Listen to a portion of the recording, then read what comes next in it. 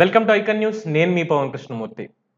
జగన్మోహన్ రెడ్డికి వచ్చినటువంటి కష్టం ఇంకెవరికి అసల రాకూడదు అనేది ఒక భావన. ఎందుకు ఈ మాట మాట్లాడాల్సి వస్తోంది అంటే ఇన్నాళ్ళు తన హావభావాలు, తను ఇచ్చినటువంటి స్టేట్మెంట్స్ వీటన్నిటిని చూసిన తర్వాత నేనే, మొత్తం అంతా నేనే, సర్వం సహా నేనే అనేటువంటి ఒక మత్తులో ఇన్నాళ్ళు ఉండిపోయి ఇప్పుడు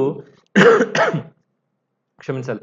కిందకి వచ్చి రియాలిటీలో, గ్రౌండ్ రియాలిటీలో అంటే పూర్తి స్థాయిలో కాదులెండి. కొన్నిటి విషయాల్లో మాత్రం. ఎందుకంటే వెనకాల 32 కేసులేసుకొని ఉన్నాడు కాబట్టి ఆ మాత్రం చేయక తప్పదు. సో, అసల కలలో కూడా అనుకుని ఉండడు. నేను ఈ పని చేయాల్సొస్తుంది. నేనేంటి తెలుగుదేశం పార్టీకి సపోర్ట్ ఇవ్వడం ఏంటి? ఇక్కడ చెప్పుకోవడానికి కూడా లేదు. నేను కేవలం బీజేపీకి మాత్రమే సపోర్ట్ ఇచ్చాను అనుకోవడానికి కూడా లేదు. బ్లంట్‌గా తెలుగుదేశం పార్టీకి ఎవరినైతే మాట్లాడితే ఏదో కారు మార్చినట్టుగా 4 ఏళ్లకోసారి పెళ్ళాన్ని మారుస్తాడు, ఎలా వస్తాడో నేను చూస్తాను దత్తపుత్రుడు అని మాట్లాడినటువంటి ప్రస్తుత ఆంధ్రప్రదేశ్ డిప్యూటీ సీఎం పవన్ కళ్యాణ్ జనసేన పార్టీకి ఈ రెండిటికి మద్దతు ఇవ్వాల్సొచ్చింది. యెస్. వైఎస్ఆర్‌సీపీకి ఉన్నటువంటి నలుగురు ఎంపీలు కలిపి మద్దతిచ్చారు లోక్‌సభలో. ఇచ్చి తీరక తప్పని పరిస్థితి. మేమిస్తాం మద్దతు అని చెప్పి.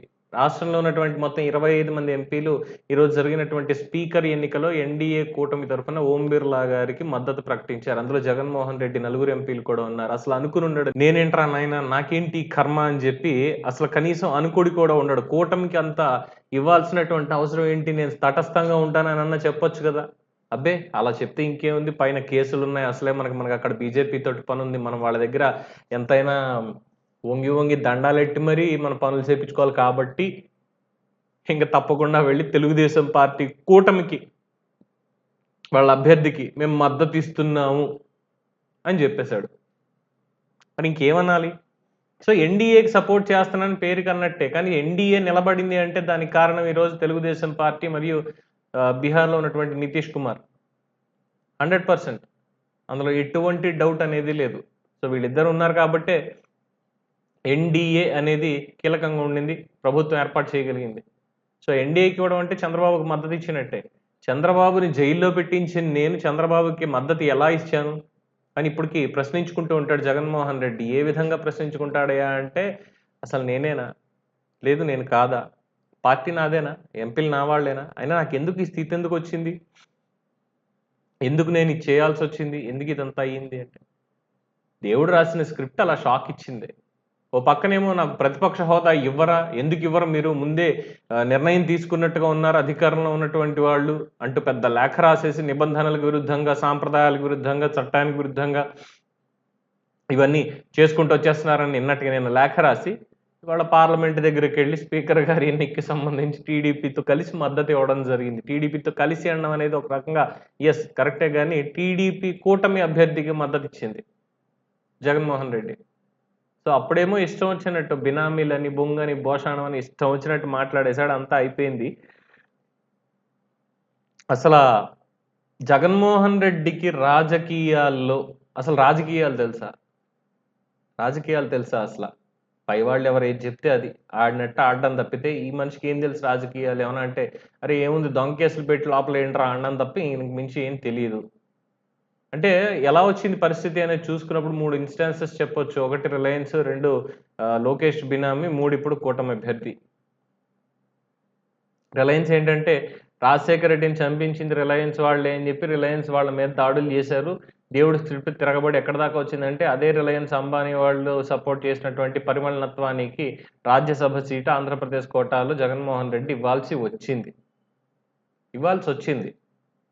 తర్వాత లోకేష్ బినామీ శేఖర్ రెడ్డి చెన్నై ఇసుక వ్యాపారి. లోకేష్‌కి బినామీ అని చెప్పి ఆరోపణలు చేశాడు. అంతా అయిపోయింది. మళ్ళీ దేవుడి స్క్రిప్ట్ ఎలా వచ్చిందయ్యా అంటే అధికారం మారగానే జగన్మోహన్ రెడ్డి ముఖ్యమంత్రి అయిన వెంటనే అదే శేఖర్ రెడ్డిని తీసుకొచ్చి తిరుపతి దేవస్థానం బోర్డ్‌లో మెంబర్‌ని చేశాడు. చేసి తర్వాత ఏం చేశాడయ్యా అంటే ఇసుక కాంట్రాక్ట్ మొత్తం ఆంధ్రప్రదేశ్‌లో ఇసుక తవ్వకాలకు సంబంధించిందంతా కూడా వాళ్ళ చేతుల్లోనే పెట్టాడు కంపెనీది. ఏం చెప్పాలి? ఇప్పుడిక మూడోది బీజేపీ, తెలుగుదేశం, జనసేన ముగ్గురు కలిసి వస్తున్నారు నా మీదకి. ఒక్కడిని ఎదుర్కోవాలంటే వీళ్ళకి ఇదవ్వట్లేదు. ఇంతమంది కలవాల్సొస్తోంది. వై నాట్ 175 అన్నాడు. చివరాఖరికి ఏమైంది?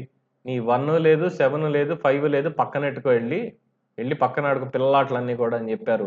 11 తోటి ఇంట్లో కూర్చోబెట్టారు పంగనామాలు పెట్టి ప్రజలు. అయినప్పటికీ ఇప్పుడేంటి ఇంత బలుపు చూపించి చివరాఖరికొచ్చి సార్ ప్లీజ్ సార్ అన్నట్టుగానే ఓకే సార్ మద్దతు మీకే సార్.